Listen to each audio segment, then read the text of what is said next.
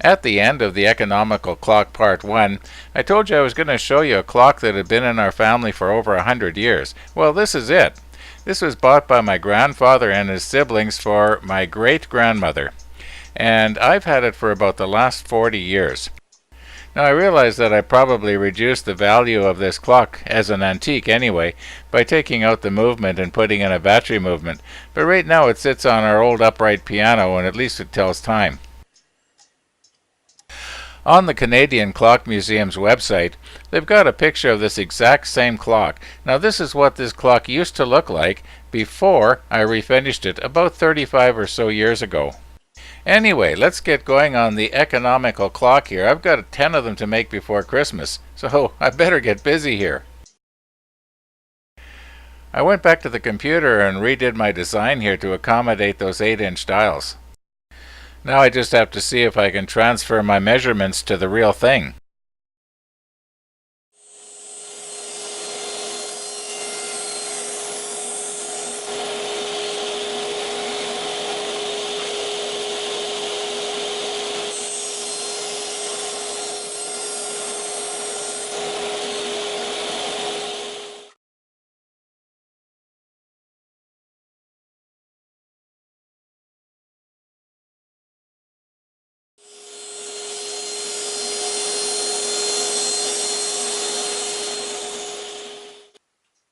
Well, so far so good.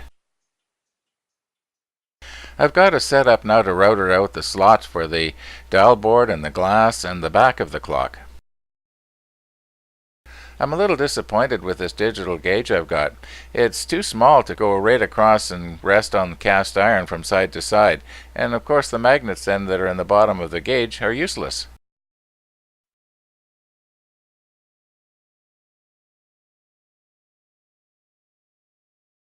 This little piece of scrap is going to represent the sides of the clock at the back, where the removable back of the clock is going to slide in.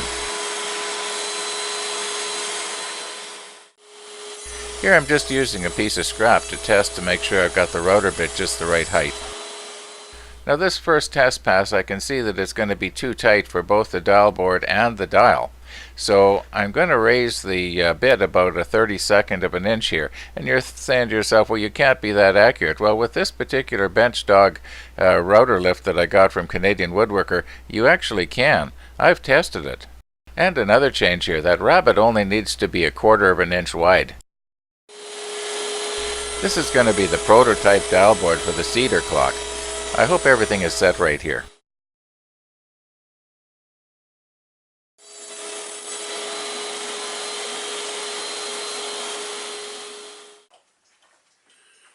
I'd like to have a good dust collection system going on any of these tools that produce a lot of sawdust or shavings, and here I've got 2 dust collectors going on my router. Now I've made a homemade bracket on the bottom of the router here so that I can hook a second dust collector onto it. Works really good. These slots that I'm routing out here on the sides of the clock are where the dial board is going to insert. The slots in the top and the bottom of the clock don't have to run the full length. So that's why they're being blocked off there, so I don't accidentally go too far.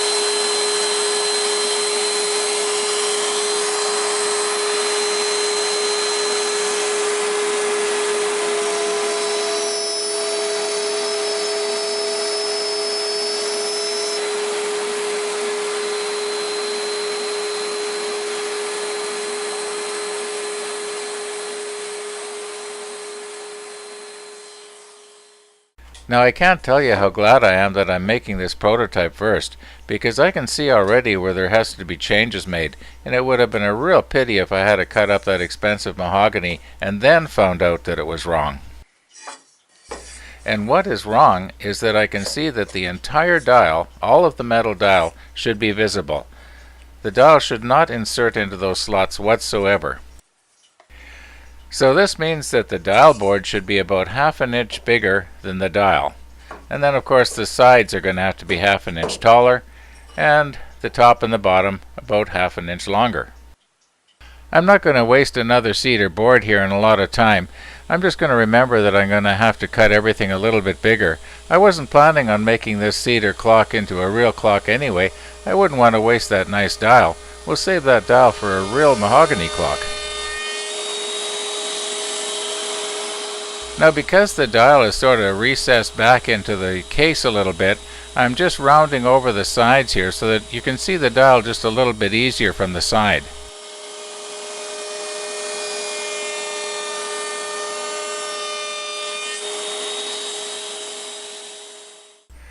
Now the glass that I'm planning on using for these clocks is just cheap dollar store picture frame glass. It's only going to cost me $1 a piece. And this glass is quite thin. It's only about 3/32 of an inch thick. And the smallest bit that I have is 1/8 or 4/32. So there's going to be a tiny little bit of play, but that should be okay.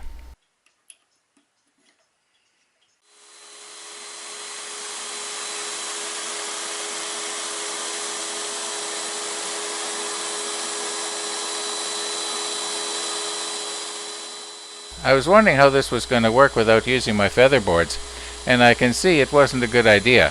So when I do the mahogany pieces, I better remember to be sure and use the feather boards.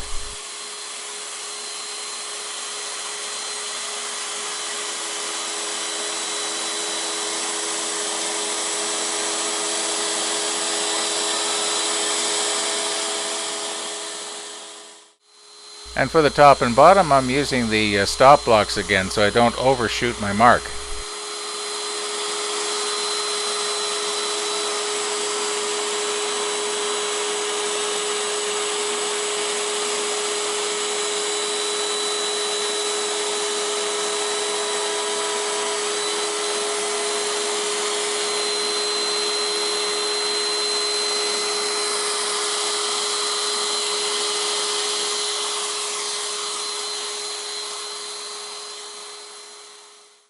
So here you can kind of see what I've got in mind.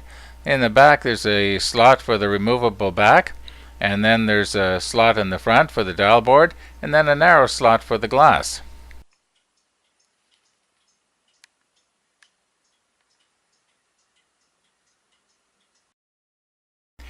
Remember that drawing of this clock that I showed you back in video number 1? Well, look at the bottom of the clock.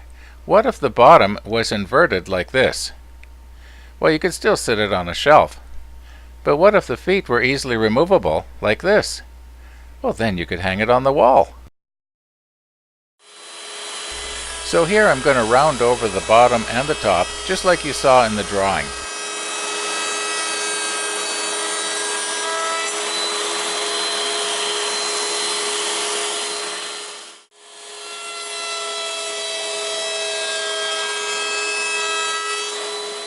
Now watch what I'm going to do with that little piece of scrap wood.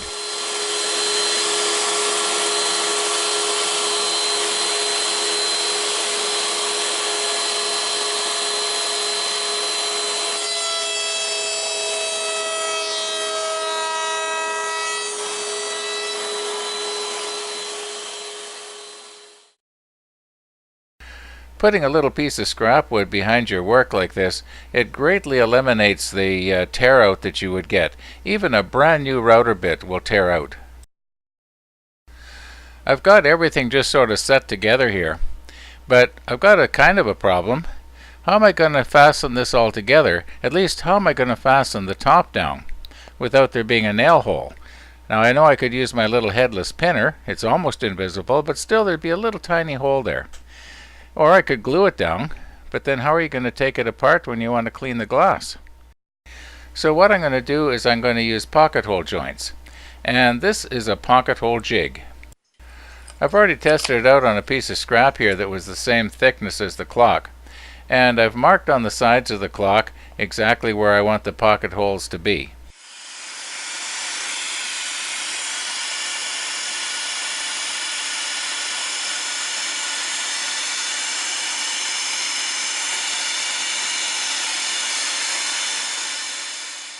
This is a real slick little machine. When I first got it, I thought, I don't think it can work the way they advertised it. But it does. It automatically senses the thickness of the wood that you're putting in there, and it stops your drill before it goes too deep. Works great.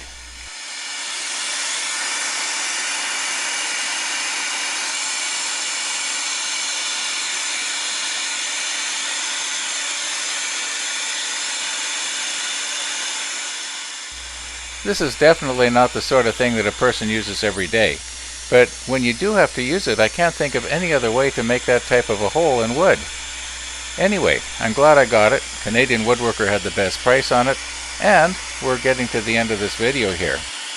So, if you want to see me trying to assemble all these pieces, that means you're going to have to watch for the Economical Clock Part 3.